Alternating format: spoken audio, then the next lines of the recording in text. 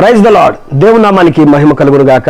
మన రక్షకుడు ప్రభు అయిన యేసుక్రీస్తు నామంలో మీ అందరికీ నా ప్రత్యేకమైన వందనాలు. అందరూ ఎలా ఉన్నారు? బాగున్నారా? దేవుని యొక్క మహాకృపను బట్టి నేను, నా కుటుంబం, పరిచర్య మేమందరం కూడా చాలా బాగున్నాం. అనుదిన మన్నా అనేటువంటి యొక్క ఆధ్యాత్మిక కార్యక్రమమునకు మిమ్మల్ని ప్రేమతో ఆహ్వానిస్తున్నాను. నేటి ధ్యానాంశము కీర్తనల గ్రంథము 46వ కీర్తన 1వ వచనం. దేవుడు మనకు ఆశ్రయమును దుర్గమునై ఉన్నాడు, ఆపత్కాలములలో ఆయన నమ్ముకొనదగిన సహాయకుడు. చూడండి, చదువుకున్న భాగంలో దేవుడు మనకు ఆశ్రయమును దుర్గమునై ఉన్నాడు, ఆపత్కాలములలో ఆయన నమ్ముకొనదగిన సహాయకుడు అని చెప్పి కోరాహు కుమారులు చెప్తున్నారండి. నిజమేనండి. ఈ లోకంలో నమ్ముకొనదగిన వారు ఎవరైనా ఉన్నారా? మనము నమ్మేటువంటి వాళ్ళు ఎవరైనా ఉన్నారా? నమ్మకం పెట్టుకొని జీవితకాలం అంతా తోడుగా ఉంటారు. వీళ్ళు నమ్ముకొనదగిన సహాయకులు, ఈ వ్యక్తి నమ్ముకొనదగిన వ్యక్తి, ఈమె నమ్ముకొనదగిన మనిషి అని సాక్ష్యం కలిగినటువంటి వారు ఎవరైనా ఉన్నారా? లేనే లేరు కదా. ఎంతమందిని వెతికినా, మీరు ఎవరిని చూసినా నమ్ముకొనదగిన వారు ఎవరు కూడా కనబడరు. కానీ కోరాహు కుమారులు ఇక్కడ చెప్తున్నారు, దేవుడు నమ్ముకొనదగిన సహాయకుడు అని చెప్పి అంటున్నారు. ఎందుకంటే వీరి తండ్రులు కోరాహు, అభిరాము, దాతాను అనేటువంటి పెద్దలైనటువంటి వాళ్ళు అరణ్యములో నుంచి ఇశ్రాయేలు ప్రజలు వస్తున్నప్పుడు ప్రత్యక్షపు గుడారంలో దేవుని పరిచయం చేయడానికి దేవుడు ఆల్రెడీ లేవి గోత్రికులను ఎన్నుకున్నాడు. కానీ కోరాహు అనేక మందిని ఏర్పాటు చేసుకొని దగ్గర 250 మందిని ధూపార్తులు తయారు చేయించుకొని ఆ ధూపార్తులను తీసుకుని వెళ్ళిపోయి ప్రత్యక్షపు గుడారం దగ్గర ద్వారానికి దగ్గరగా ఎదురుగా నిలబడి ఆ ద్వారంలోనికి వెళ్ళిపోవటానికి సిద్ధంగా ఉన్నారు.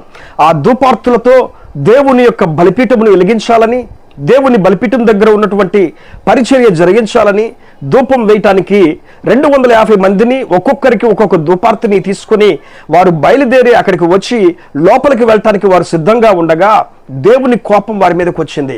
నేను ప్రత్యేకపరుచుకుని నేను ఏర్పాటు చేసుకున్నటువంటి పరిచర్య చేసేటువంటి వారు లేవీలు ఉండగా మరలా వీరు ఏంటి ఇంత కోపంతో, ఇంత అహంకారంతో ఉన్నారని చెప్పి ఆయన వారిని సజీవులుగానే భూమి నెర్ర విడిచి, అక్కడ భూకంపం కలుగ చేయగా భూమి నెర్ర విడిచి వారందరూ సజీవులుగా ఆ భూమి లోపలికి దిగజారిపోయారంట. సజీవులుగా ప్రాణాలతోనే వారు క్రింద ఆ సొరంగాల్లో చిక్కుని చనిపోయినట్లుగా, ఆ భూగర్భంలోనే చిక్కుని చనిపోయినట్లుగా బైబిల్లో మనం చూస్తున్నాం. భూమి నెర్ర విడిచి మృంగివేసింది వారిని అందరినీ కూడా. ఈ యొక్క ప్రమాదాన్ని దగ్గర నుంచి చూశారు కోరాహు కుమారులు. కోరాహు కుమారులు దగ్గర నుంచి చూసి, అయ్యో మా తండ్రి చేసినటువంటి యొక్క నీచపు పనికే మా మీదకి కూడా ఈ యొక్క ప్రమాదం వస్తుంది అని చెప్పి అనుకొని వారు పరిగెత్తుకుంటూ వెళ్ళిపోయి దేవాలయంలో దేవుని యొక్క పాదాలు పట్టుకొని బలిపీఠపు కొమ్ములు పట్టుకొని బ్రతిమలాడుతున్నారు. దేవా, మమ్మల్ని క్షమించు, తప్పైపోయిందయ్యా, ఆపత్కాలంలో నమ్ముకొనదగిన సహాయకుడు నీవు మాత్రమేనయ్యా. అయ్యా, నీ కోపము నా తండ్రి మీదకి వచ్చినట్లుగా పిల్లలమైన మా మీదకి రాకూడదు ప్రభువా, మమ్మల్ని క్షమించు, మమ్మల్ని మన్నించని ఆ బలిపీఠం దగ్గర దేవుని పాదాలు పట్టుకొని బ్రతిమలాడితే దేవుడు తన కోపమును అణుచుకున్నాడు. వారి మీదకి రానివ్వకుండా దేవుడు తొలగించాడు. ఆ సమయంలో రాసిన కీర్తనే ఈ కీర్తన. వారు చెప్తున్నారు, దేవుడు ఆపత్కాలములలో నమ్ముకొనదగిన సహాయకుడు, ఆయన మాత్రమే మనకు ఆశ్రయము, ఆయన మాత్రమే మనకు కేడము, దేవుడు మనకు ఆశ్రయమును దుర్గమునై ఉన్నాడు అని చెప్పారని చక్కగా పాటలు పాడుతూ దేవుణ్ణి ఆరాధించారండి.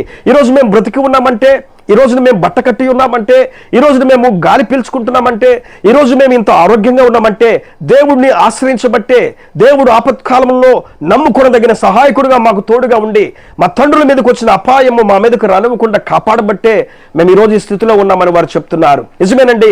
ఆపత్కాలంలో ఎవరైనా ఉన్నారా నమ్ముకొనదగిన సహాయకులు? మన బంధువులే నమ్ముకొనదగిన వారిగా కనబడతలేదు.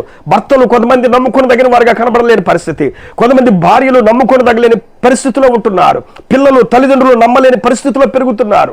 స్కూల్ కని వెళ్తున్నారు, కాలేజెస్ కని వెళ్తున్నారు, కానీ ఎక్కడికి వెళ్తున్నారో తెలియటం లేదు. పనులు కని వెళ్తున్నారు, కానీ ఎక్కడెక్కడో తిరిగి వస్తున్నారు. ఈ రోజున ఎక్కడ చూసిన మోసం, ఎక్కడ చూసిన నమ్మదగిన వారు ఎవరు కూడా మన కంటికి కనబడటం లేదు. ఆపత్కాలములలో నమ్ముకొనదగిన సహాయకుడు మన దేవుడు. యెహోషువ టైంలో ఆ ఇశ్రాయేలు ప్రజలు భూభాగాన్ని స్వాధీనం చేసుకున్నప్పుడు అక్కడ కొన్ని ఆశ్రయపురాలు కట్టించాడు ఆయన.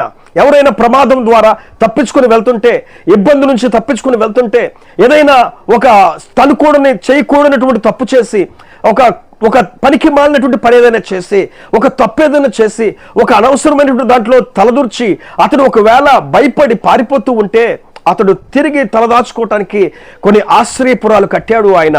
ఆ ఆశ్రయపురాలలో వెళ్ళినటువంటి వారికి తరుముకుంటూ వచ్చిన వారు ఎవరు కూడా ఏమీ చేయకూడదు.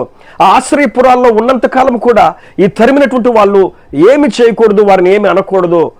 ఇంత ఆశ్రయపురాలు వారికి ఆశ్రయంగా ఉన్నవి. అయితే ఈ ఆశ్రయపురాల్లో నుంచి ఒకవేళ మనిషి బయటకు వస్తే మరి తరుముకుంటూ వచ్చిన వాళ్ళు ఊరుకుంటారండి?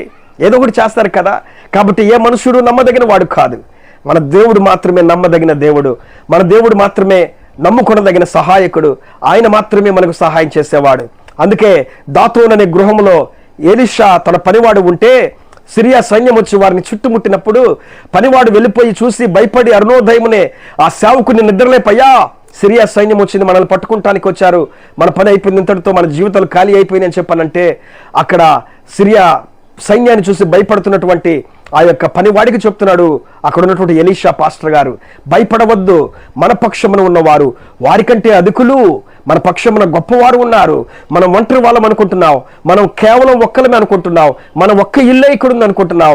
కానీ మన పక్షమున ఉన్నవారు ఆ సైన్యము కంటే గొప్పవాళ్ళని చెప్పి, ప్రభువా వీడు చూసినట్లుగా వీడి కన్నులు తెరవయ్యా అని ప్రార్థించినప్పుడు దేవుడు అతడి కన్నులు తెరవగా అతడి సిరియా సైన్యం ఏదైతే ఉందో ఈ యొక్క ఎలీషా ఇంటి చుట్టూ కూడా అంతకంటే మహా గొప్ప సైన్యము, పరలోక సైన్య సమూహము, దగదగ మెరుస్తూ బంగారమయముతో ఉన్నటువంటి అగ్ని రథములు, అగ్ని గుర్రములను చూసి సిరియా సైన్యము చూసి పారిపోయినట్లుగా మనం బైబిల్లో చూస్తున్నాం.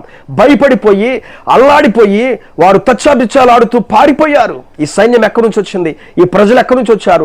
సంఖ్యలో గొప్పవాళ్ళు, జ్ఞానంలో గొప్పవాళ్ళు, బలంలో గొప్పవాళ్ళు, ఎత్తులో, హైటులో, ఆయుధ సామాగ్రిలో కూడా చాలా గొప్పవాళ్ళు మనకంటే వీళ్ళు అని చెప్పి భయపడి పారిపోయారు. పిల్లారా, మన పక్షంలో ఉన్నవారు నమ్ముకొనదగిన సహాయకుడు మన దేవుడు. పిల్లారా, ఎలీషాను తన పనివాడిని ఆ రోజున కాపాడిన దేవుడు ఈ రోజున మనకు నమ్ముకొనదగిన సహాయకుడిగా ఉన్నాడు. ఈ రోజున మన జీవితంలో నమ్ముకొనదగిన సహాయకుడిగా ఉంటే, ఆయనను ఆశ్రయించగలిగితే ఆయన మనకు ఆశ్రయముగాను దుర్గముగాను ఉండి ఆపత్కాలంలో రాకుండా ఆపత్కాలంలో కాలం వచ్చినా ఆయన మనల్ని కాపాడుకుంటూ మనకు కావలసిన సహాయం చేసుకుంటూ వెళ్తాడు. పిల్లారా, ఏ మనుషుడు నమ్మదగిన వాడు కాడు. ఈ లోకంలో ఎవరు కూడా నమ్మదగిన వారు లేరు. దేవుడు మాత్రమే నమ్మదగిన దేవుడు. ఆ నమ్మదగిన దేవుడు నీకు ఆశ్రయంగా ఉండి, నీ కుటుంబానికి ఆశ్రయపురంగా ఉండి, నీ జీవితాలలో, నీ బిడ్డల జీవితాలలో అద్భుత కార్యాలు చేసి సహాయకుడుగా నిలబడును గాక. ఆమేన్. ప్రేమ కలిగిన తండ్రి, గొప్ప దేవుడు యేసయ్య, ఈ వాగ్దానం ఎంతమంది అయితే చదివి విని ఉన్నారు వారి జీవితంలో అద్భుత కార్యాలు చేసి నీకు ఇష్టమైన పాత్రలుగా మీరు జరిగించమని, నడిపించమని, నీవే నమ్ముకొనదగిన సహాయకుడుగా ఉండి అయా నిన్ను ఆశ్రయిస్తుండగా మీరు వారి కుటుంబాలలో అద్భుతాలు చేసి అయా నమ్ముకొనదగిన సహాయ కార్యాలు, నమ్ముకొనలేనటువంటి గొప్ప కార్యాలు, ఆశ్చర్యకరమైనటువంటి కార్యాలు, వారు ఆశ్చర్యపడేటువంటి నమ్మలేనటువంటి గొప్ప గొప్ప మేలులతో మీరు నింపి నడిపించి వర్ధిల్ల చేయమని యేసు నామములో ప్రార్థించి అడిగి వేడుకుంటున్నాము పరమ తండ్రి. ఆమేన్, ఆమేన్. ఈ వాక్యం మీకు ఆశీర్వాదకరంగా ఉంటే మిమ్మల్ని బలపరిస్తే ఈ ఛానల్ని సబ్స్క్రైబ్ చేయండి, ఈ వాక్యాన్ని ఇతరులకు షేర్ చేయండి. దానివల్ల దేవుని యొక్క వాక్యం బయటకు వెళ్తుంది. కొంతమంది కొత్త వారు వాక్యాన్ని తెలుసుకుంటారు, వాక్యం వైపు తిరుగుతారు. దేవుడి చిత్తమైతే మరలా రేపటి రోజున ఇదే టయానికి కలుద్దాం. అప్పటి వరకు దేవుడు తోడుగొండి మిమ్మల్ని దీవించును గాక. ఆమేన్. Praise the lord.